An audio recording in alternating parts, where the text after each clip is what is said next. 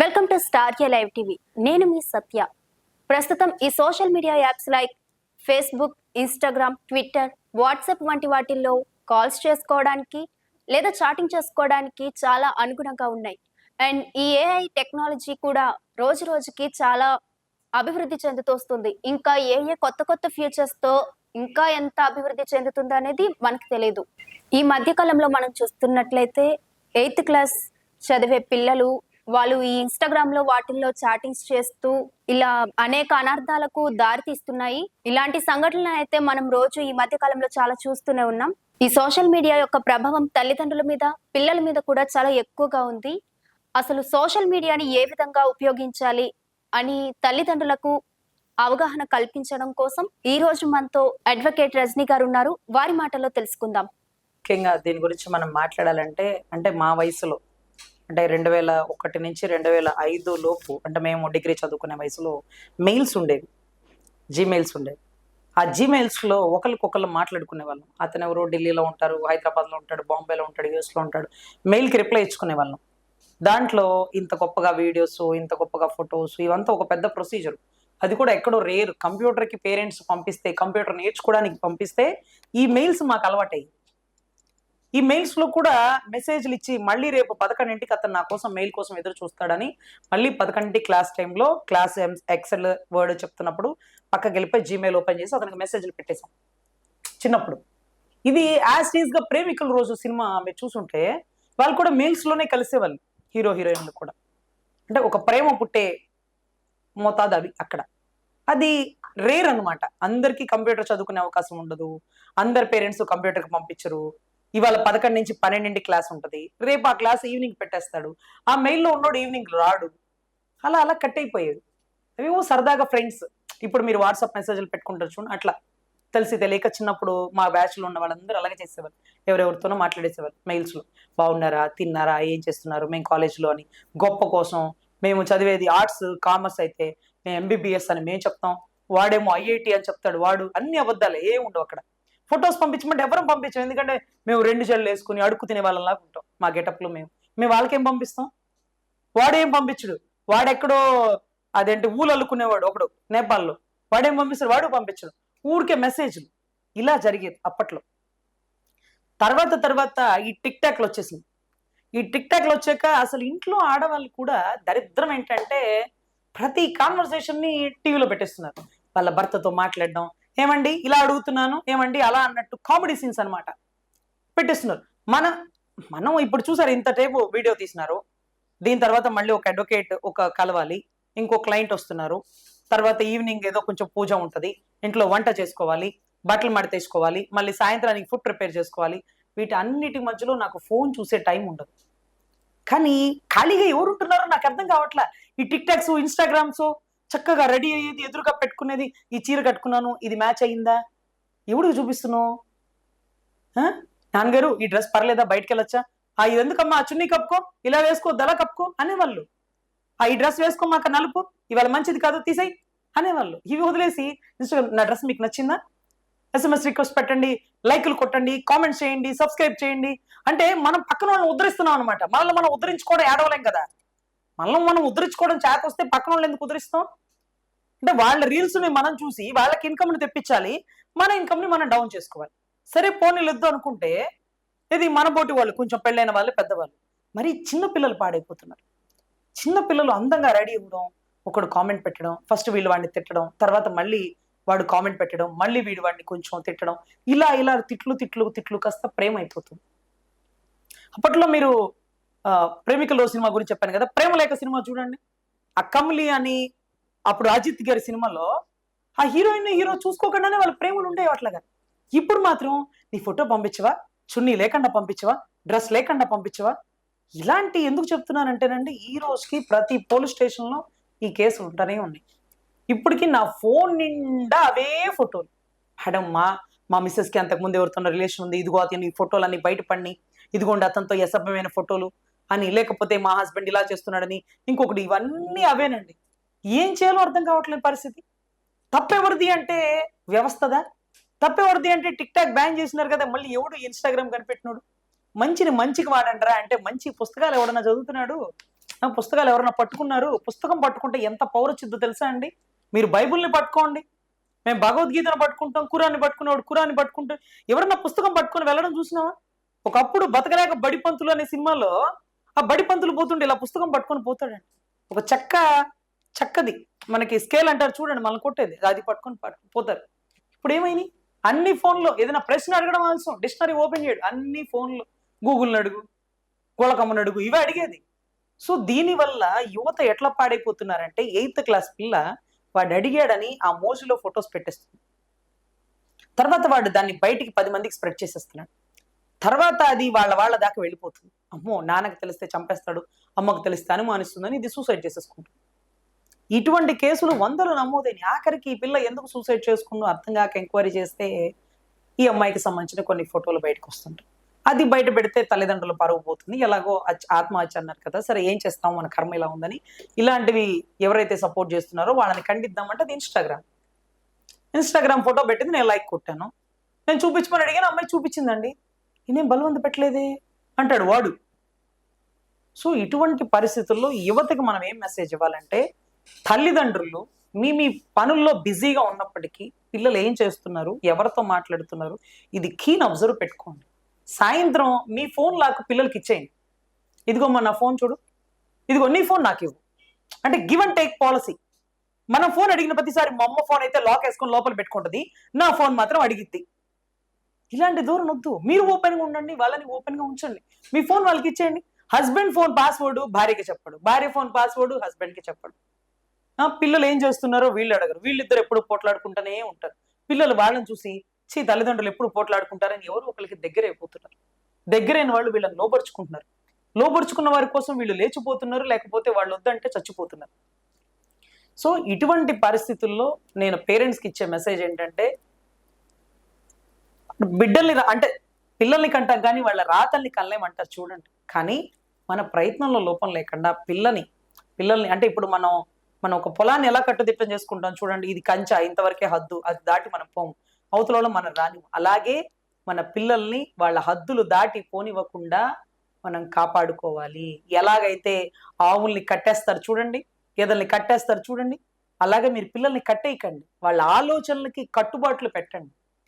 పొద్దున్నే లేసి లలిత చదవనండి, 4-5ంటికి లేసి పొద్దున్నే అమ్మా నీ పుస్తకం నువ్వు చదువుకో, మార్కులు రాకపో నీ తల్లి, మార్కులు అందరికీ వస్తాయా చెప్పు, నువ్వు లేచి చదువు చాలు అనండి. 4 నుంచి 5 వరకు బ్రహ్మముహూర్తంలో వాళ్ళు లేచి చదివిన చదువు వాడికి జీవితాంతం గుర్తుండిపోతుంది. అదే రకంగా పొద్దునే లలిత చదువు, అదిగో దేవుడి దగ్గర దీపం పెట్టు, అదిగో వాకిట్లో అదిగో గుమ్మానికి పసుపు పోయి ఆ కుంకం పెట్టు, చూడు అదిగో తులసమ్మకి నీళ్లు పెట్టినావా, దీపం చూడు, 3 ఒత్తులై 4 ఒత్తులై చెప్పండి.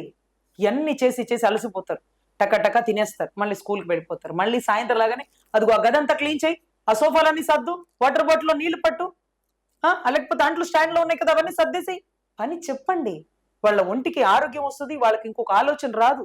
పక్కింటికి వెళ్తాము, సినిమాకి వెళ్తాము, రండి మనం అయిపోదాం, పక్కింటికి నేను కూడా వస్తాను రా అని మీరు కూడా వెళ్ళి కూర్చోండి.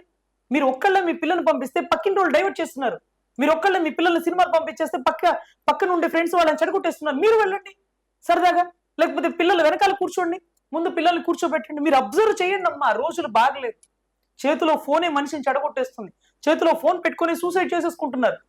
సో దయచేసి బిడ్డల్ని కనడం కాదు, కాపాడుకునే టైం ఉంటే కనండి. నేను బిజీగా ఉంటానండి, నాకు 24 గంటలు సరిపోతుంది, పిల్లలు ఎందుకులేమ్మా, చక్కగా అక్క పిల్లలు తమ్ముడు పిల్లలు అప్పుడప్పుడు కలిసి రండి. ఎందుకంటే మీకు టైం ఉండదు. టైం లేకపోతే పిల్లల్ని కనకండి. పిల్లల్ని కనడానికి టైం ఉంది కానీ పిల్లల్ని కాపాడుకోవడానికి మీకు టైం లేదు అంటే సొసైటీలో ఒక సంఘ విద్రోహ శక్తులను మీరు రోడ్ల మీద కుసుకొలిపినట్టు. మీ ఆడబిడ్డను మీరు కట్టుదిట్టం చేసుకోకుండా ఎవడో ఒకడు గొంతు కోసి వాడి జీవితం నాశనం చేస్తారా? మీ మగ పిల్లలకి పద్ధతులు నేర్పకుండా రోడ్డు మీద వదిలేసి ఎవరో ఒక ఆడబిడ్డ జీవితం నాశనం చేస్తారా? కాదు కదా. సొసైటీలో మీరు పర్ఫెక్ట్ గా ఉంటండి, మీ కుటుంబాన్ని ఉంచండి. మీరు రాష్ట్రాన్ని ఏం ఉద్ధరించినాకల్లా మీరు కరెక్ట్ గా ఉండి మీ కుటుంబంలో బిడ్డల్ని కరెక్ట్ గా ఉంచండి. ఎవరికి వారు అలా అనుకుంటే రాష్ట్రం బాగుపడిపోతుందండి. మీ ఇంట్లో చెత్త ఉంచకండి, వాకిట్లో చెత్త వేయకండి, రోడ్డంతా పరిశుద్ధంగా ఉంటుంది కదా, అట్లాగే చెయ్యండి. ఎందుకంటే చాలా కేసులు చూస్తున్నామండి, సూసైడ్ కేసులు. చాలా మంది తల్లిదండ్రులు వెలుగులోకి రావట్లా, తెలుసో తెలియకో ఒక పక్కనోడు ఒక 8th క్లాస్ 9th క్లాస్ పిల్లని ఒక అబ్బాయి రేప్ చేసిస్తే మీరు నమ్మరు. మాకు పట్టాపురం పోలీస్ స్టేషన్ లో నమోదైన కేసు. ఆ పాప 10th క్లాస్ అండి, ఆ పాప 10th క్లాస్, ఇక్కడ పక్కనే స్టేషన్ పక్కనే స్కూలు. అయితే వింత ఏంటంటే మీరు అసలు ఆశ్చర్యపోతారు, ఆ పిల్లకి ప్రెగ్నెంట్ అంట, 9వ నెల కడుపు అంట, కడుపు చేసినోడు ఉన్నాడు. ఆ అమ్మాయికి డెలివరీ కూడా తెలియలేదంట అండి. కడుపులో నొప్పిగా ఉంది సార్ అని ఇంటికి వెళ్ళిందంట. స్కూల్లోనే బాత్రూంలోనే బిడ్డ జారిపోయిందంట. మరి ఆ బిడ్డను తీసుకొచ్చి గవర్నమెంట్ హాస్పిటల్లో తీసుకొచ్చి, ఆ తల్లి ఎవరే ఈ కడుపుకు కారణం అంటే ఎవరో పేరు చెప్పిందంట. వాళ్ళని తీసుకెళ్లి జైల్లో వేసి, అంటే స్టేషన్లో వేసినారు, జైల్లో వేసి. అప్పుడు ఆ ఎస్ఐ గారు నా దగ్గరికి అడిగితే నేను అన్నాను, వాళ్ళ అమ్మగారు ఏం చేస్తుంటారు అన్న. అదేంటండి, వాడెవడో అలా చేస్తే వాడెవడో చేస్తాడు, దారిని పోయేవాడు. ఈవిడేం చేస్తుంది, 9వ నెల బిడ్డ డెలివరీ అయిందంటే 9 నెలల్లో ఆ పిల్లకి డేట్స్ రాలా, పెన్షన్స్ అవ్వాల. తల్లి గమనించుకోవట్లేదా? కడుపు పెద్దదైపోతుంది, ఏది తింటున్నావే అని చూడవా నువ్వు? ఇగో పొట్ట పెరుగుతుంది, 2-3 సార్లు అటు ఇటు వాకింగ్ చేయి అని నువ్వు అనవా? 9వ నెల బిడ్డ కడుపులోంచి బాత్రూంలో జారిపోయే వరకు పిల్లకి తెలియదంటే సరే, తల్లికి ఏమవుతుందండి? తండ్రి ముందు కొట్టాల్సింది తల్లినండి, పళ్ళు రాలగొట్టాలి తల్లిని, తర్వాతే బిడ్డ మీద చెయ్యాలి. ఎందుకంటే నీకు కుదరినప్పుడు, నువ్వు పట్టించుకోలేనప్పుడు, నువ్వు బిజీగా ఉన్నప్పుడు మన ఇద్దరం కలిసి పడుకుందాం, అంతేగాని బిడ్డల్ని కనద్దు అని ఆ తండ్రి ఆ తల్లికి చెప్పాలి. చూడండి, ఈరోజు ఆ స్టేషన్లో కేసు నమోదైతే ప్రతి ఒక్క ఎస్పీ నుంచి, సిఐ నుంచి, కానిస్టేబుల్ కూడా అదేం తల్లిరా బాబు, 9వ నెల కడుపుతో ఉండి బిడ్డకనే వరకు ఏం చేస్తుంది తెలియదా అంటారు. నేను చూసుకోలేదండి అని అనకండి దయచేసి. మేము ఉద్యోగస్తులమే. పొద్దున, మధ్యాహ్నం, సాయంత్రం పిల్లలు హాస్టల్లో తింటుంటే నువ్వు ఫోటో తీసి పెట్టు, తిన్నావా లేదో. బయట తినొద్దు, నీకు సినిమా కావాలంటే ఇక్కడ గుంటూరు వచ్చాక వెళ్తూ, కానీ ఎక్కడంటే అక్కడ పోవద్దు. డబ్బులు 100 రూపాయలే వేస్తాం, 100 రూపాయలకి లెక్క చెప్పాల్సిందే. డబ్బులు ఎక్కువైనా మనిషి ఆలోచన మారిపోతుంది. మనమంటే కొంచెం పెద్దవాళ్ళని జాగ్రత్త చేసుకోవాలి, పిల్లలకి తెలియదు కదండి. ఎక్కువ డబ్బు ఇవ్వకండి, పాడైపోతారు. డబ్బు ఉంటే ఫ్రెండ్స్కి ఇచ్చేస్తారు. ఆ ఫ్రెండ్స్ ప్రేమాభిమానాలతో వీళ్ళకి మంచి చెడు, నువ్వు నా కోసం మన 1000 రూపాయలు ఖర్చు పెట్టావు కదా, మా నాన్న నిన్న 10,000 ఇచ్చాడు, పార్టీకి వెళ్దాం రా అంటారు. నువ్వు 1000 రూపాయలు ఇవ్వబట్టే కదా, 1000 రూపాయలు ఇవ్వబట్టే కదా అది 10,000 ఖర్చు పెట్టింది. నువ్వు 1000 రూపాయలు ఇచ్చావంటే నీకు 10,000, 1000 రూపాయలు ఎవరు ఇచ్చినారు? నీ తండ్రేగా. నీకు 1000 రూపాయలు దేనికి? ఫ్రెండ్కి అవసరమా? నేను పంపిస్తాలే, వద్దులేమ్మా, వాళ్ళ నాన్నగారు ఉన్నారు వాళ్ళు ఇస్తారులే. ఫ్రెండ్ వాళ్ళ తండ్రిని అడగకుండా నిన్ను ఎందుకు అడుగుతుంది? తండ్రిని అడిగితే లెక్క చెప్పాల్సి వచ్చింది అంటే ఏదో తప్పు చేస్తుంది కాబట్టిగా. పుస్తకాన్ని అడిగితే ఏ తండ్రి ఇవ్వడండి, ఇస్తారు కదా. అంటే చెయ్యకూడని వాటిని ఫ్రెండ్సే అడుగుతారు. ఏమో నేను మా అమ్మ వేసేదే 100 రూపాయలే, నా దగ్గర ఎక్కడ ఉంటాయి అనుకోండి, మీతో మాట్లాడరు. మంచిదే, మనం పుస్తకాలని స్నేహితులుగా చూడాలి, అంతేగాని పక్కనుండే వాళ్ళని కాదండి. మన పుస్తకాలు మనకి ఎప్పుడు చెడు చేయవు. పక్కనుండే వాళ్ళు చెడు చేయొచ్చు, మంచి చేయొచ్చు. మన పరిస్థితులు బాగున్నప్పుడు మనకి చెడు వద్దు, మంచి వద్దండి. సో దయచేసి ఇలాంటి కేసులు ఎన్నో చూస్తుంటాం. ఇప్పుడు ఆ అబ్బాయి జైల్లో ఉన్నాడు, ఆ తల్లిదండ్రులు అంటున్నారు ఆ అమ్మాయికి తెలిసే జరిగిందండి అంతా. ఆ అమ్మాయి ఇంకా కూడా మెసేజ్ పెడుతుంది, నువ్వేం చేస్తున్నావు, తిన్నావా లేదా అని. వాడు జైల్లో ఉన్నాడు, ఫోన్ వాళ్ళ అమ్మ దగ్గర ఉంది, ఆ పిల్ల ఇంకా మెసేజ్లు పెడుతుంది. అంటే ఆ పిల్లకి వాడు జైల్లో ఉన్నట్టు కూడా తెలియదండి. నేను ఆ మెసేజ్లు తీసుకుని మా పట్టాపురానికి సంబంధించిన డిఎస్పీకి వెళ్ళి ఆ ఫోన్ ఇలా ఇసురు కూడా చూడండి, ఆ మెసేజ్లు, తిన్నావా, బాగున్నావా, ఏం చేస్తున్నావు అని అడుగుతుంది. అంటే కన్నట్టు కూడా తెలియదా? మనకి బిడ్డ పుట్టాడే, ఇదేంటి అడగదేంటి, అసలు ఏం జరుగుతుంది వ్యవస్థలో? సో ఇటువంటి పరిస్థితులు చూస్తుంటే తప్పు ఖచ్చితంగా ముమ్మాటికి తల్లిదండ్రులే.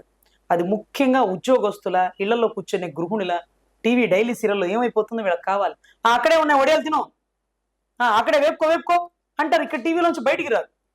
పిల్లలు ఏం తింటున్నారు, ఏం తినకపోతే వాళ్ళ అవయవాలు ఎదగట్లేదు. ఏవి ఎక్కువ తింటే అవయవాలు ఎదిగిపోయి 18 ఏళ్లలో కనపడాల్సిన పిల్లలు 11 ఏళ్లకి కనపడుతున్నారో కూడా ఎవరం తెలియని పరిస్థితుల్లో తల్లులు చచ్చారు. ఇప్పుడు వ్యవస్థలో మార్పు రావాలండి. మన పూజా విధానం, మన ధర్మం, మన కట్టుబాట్లు, మా నాన్న నన్ను ఎలా పెంచాడో తెలుసా అని మన పిల్లలకి మనం చెప్పాలి. మీ నాన్న నీకు ఇచ్చిన స్వేచ్ఛలో పావులో కూడా మాకు ఇవ్వలేదని చెప్పాలి. ఆ పోనీలే, మా నాన్న నాకు చాలా ఇస్తున్నట్టు, మా తాతయ్య మా అమ్మకు అది కూడా ఇవ్వలేదే అని చెప్పుకోవాలి.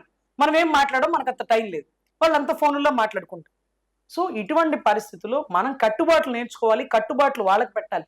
కట్టుబాట్లు వాళ్ళకి పెట్టేటప్పుడు కట్టుబాట్లలో మనం ఉండాలి. పిల్లలు మనల్ని నిలదీయకూడదు. ఏంటి ఇంత రైట్కి వచ్చావు, నువ్వు మన 10ంటికి వచ్చావు, నాన్న ఇంత పోట్లాడలా అంటారు. మనం కరెక్ట్గా ఉంటే కరెక్ట్గా ఉంచాలి. అందుకే అంటారు మనం ఏదైనా నేర్పించేటప్పుడు ముందు అది పాటించి దాంట్లో కష్టాలన్నీ తెలుసుకొని తర్వాత చెప్పాలా. ఫోన్ మానేయడం చాలా కష్టం, ముందు నువ్వు అలవాటు చేసుకో. సాయంత్రం 7-8 మెసేజ్లు పెట్టేసి పడుకుని పో అని. అప్పుడు నేను చూసేది, అమ్మ ఫోన్ తీయదు, అమ్మ ఈ టైంలో ఫోన్ తీస్తే కొడుతుంది. ఏం మీ అమ్మ చూడదా? మా అమ్మ చూడదే, మా టైంకి ఫోన్ స్విచ్ ఆఫ్ చేసేస్తుంది. సరేలే అయితే అని వాళ్ళు ఆపేస్తారు. మా అమ్మ అటువైపు చూసుకుని ఫోన్ చూసుకుంటుంది, ఇటువైపు ఇది చూసుకుంటుంది.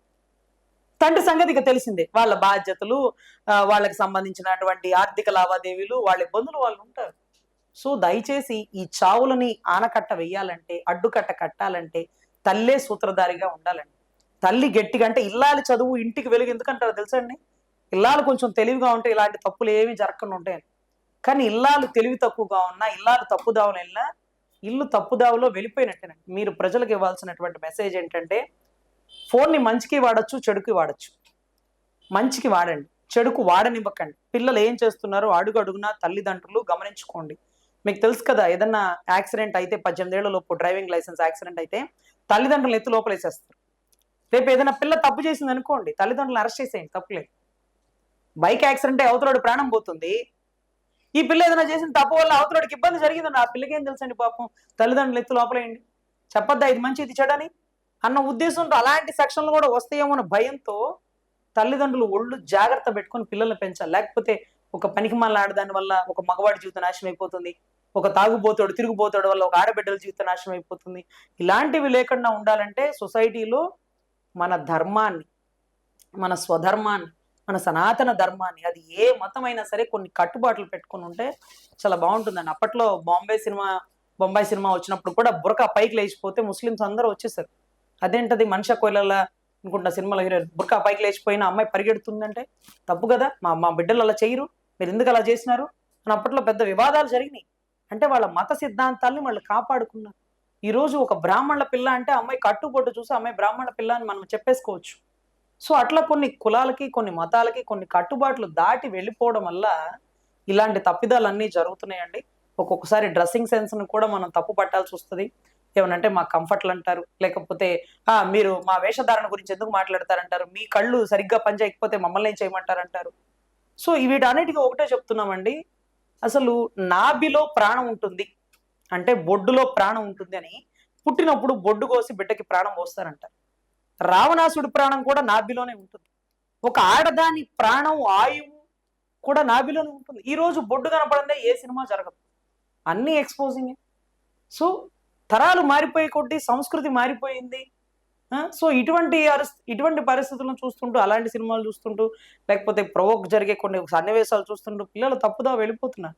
ఏ సన్నివేశాలు చూసినా మీరు పక్కన కూర్చోబెట్టి చూపించండి, వాళ్ళకి ఆలోచన కలగదు, పక్కన అమ్ముంది అంతకంటే ఎక్కువ చూడకూడదు అనుకుంటారు. సో పిల్లలకి సపరేట్ బెడ్రూమ్స్ వచ్చేసినాయి, సపరేట్ ఫోన్స్ వచ్చేసినాయి, సపరేట్ ఆలోచనలు వచ్చినాయి. అందుకనే వాళ్ళ పిల్లలు చచ్చిపోయేటప్పుడు కూడా మనకు చెప్పట్లా. ఇంట్లోంచి బయటికి వెళ్ళేటప్పుడు అమ్మకి చెప్పాలి అన్న ఒక పద్ధతి వాడికి తెలిస్తే చచ్చే ముందు అమ్మకి చెప్పాలి, అమ్మ బాధపడుతుంది, కారణాలు అమ్మకి చెప్పాలని తెలుస్తుంది. పిల్లలు లేస్తున్నారు, సపరేట్ గదిలో పడుకున్నారు, ఏ గదిలో ఏం జరుగుతుంది ఇక్కడ తల్లిదండ్రులు తెలియదు, వీళ్ళ గదిలో వీళ్ళు, వాళ్ళ గదిలో వాళ్ళు. అంతకుముందు ఉమ్మడి కాపురాలు, ఉమ్మడి సంసారాలు ఉన్నప్పుడు అమ్మమ్మలు తాతయ్యల దగ్గరే పిల్లలు పడుకునేవాళ్ళు. ఈరోజు తల్లిదండ్రుల దగ్గరే ఉండరు, వాళ్ళు ఎక్కడ ఉంటారు, వీళ్ళు ఎక్కడ ఉంటారు. సో మనం ఇక సొసైటీని మార్చలేని పరిస్థితుల్లో ఉన్నామండి. కానీ మన కుటుంబం వరకు మనం కాపాడుకుంటా వద్దాం. మన కుటుంబం, మన ఇంటిని మనం కాపాడుకుందాం అండి. సొసైటీ సంగతి మనకు అనవసరం, మన ఇంటిని మనం కాపాడుకుందాం. ఎవరికి వారు అనుకుంటే ప్రతి ఇల్లు కట్టుబాట్లతో కొంత కాపాడినట్టేనని నా వాదన అండి.